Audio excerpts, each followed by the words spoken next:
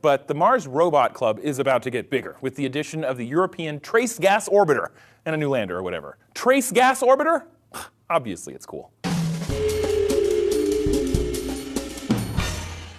Hey there, Red Planet fanatics, Trace here for D-News. Mars might already have plenty of orbiters and rovers hanging out, but it's about to gain an awesome new orbiter-lander double whammy. ExoMars is actually two parts. The first is an orbiter, wonderfully named the Trace Gas Orbiter, and a lander named Schiaparelli. The second is a European rover and Russian surface lander that will launch in 2020. It's taken that first half of the ExoMars mission 7 months to reach the Red Planet, but once it arrives, that's when things get really exciting. First, Schiaparelli detaches, and after a 3-day coast to Mars, it will reach the Red Planet's upper atmosphere, traveling an incredible 13,000 miles an hour.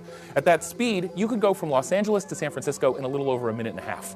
As it plows through the atmosphere, the lander's heat shield will bear the brunt of the deceleration, and it only has 6 minutes to nail that perfect touchdown. To do that, it will ditch the heat shield and use built-in parachutes designed for the super-thin Martian atmosphere. And once it's slowed down, it will cut away the chute and kick in some rocket power to control the final landing.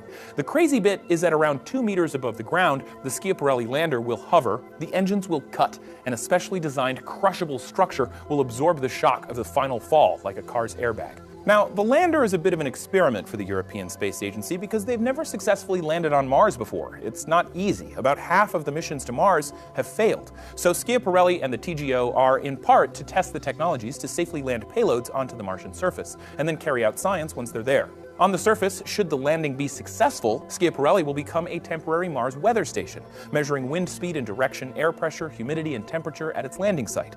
Up in orbit, the TGO will act as a relay station, beaming back Schiaparelli's data to Earth. Alas, the lander is only battery-powered, so it has a limited lifespan. Once it completes 2 days of tasks, its mission will be over. Considering NASA currently has 2 operational rovers on the surface of Mars, and previous landers have carried a more sophisticated suite of instruments to Mars than this mission will, this new Schiaparelli lander may at first seem a little lame. But come on, this lander-orbiter double act is only the first half of the awesome ExoMars mission that will see a follow-up rover in 2020. And the TGO isn't just a glorified telephone operator for Schiaparelli and this future Mars rover, it will itself map methane in the Martian atmosphere, with the hope of pinpointing where the gas is being produced.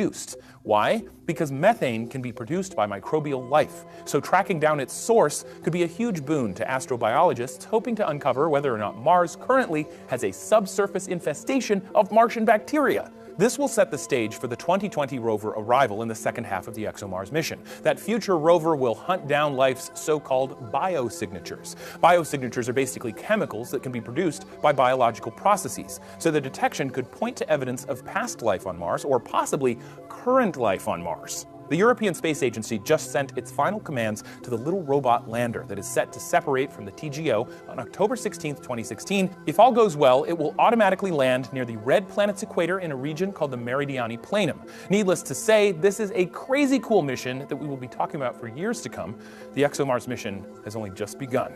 Okay, in the spirit of science, I'm excited to announce that next week, I will be one of the guest judges at the Discovery Education 3M Young Scientist Challenge Finals. You can register to watch the event live to see presentations from the top 10 finalists. They've been working all summer with a 3M scientist mentor to create their original projects, and they are awesome. Biodegradable plastics, remote control robots to test water quality, plastic pollution reduction using, wait for it, pumpkins. Seriously, I'm geeked. You can register to watch live at youngscientistchallenge.com/final event. It's on Tuesday, October 18th from 11 a.m. to 1 p.m. Eastern. Did you know there's a plan to get to Mars in 3 days? Yeah, 3 days. Check out how you'll be getting there here. Currently, NASA uses chemical propulsion, or burning fuel, to accelerate and launch their spacecraft. Photon propulsion is an idea that would use light particles called photons instead. It is similar to the idea of solar sails that use light rays from our sun, which bounce off a reflective surface, creating a small amount of energy that propels the craft forward. I'm obviously partial to the Mars Science Lab mission, known as the Curiosity mission. It was one of the first I covered, but what is your favorite Mars mission? Let us know in the comments. Keep coming back here every day for more D-News, and please subscribe so you get all our videos.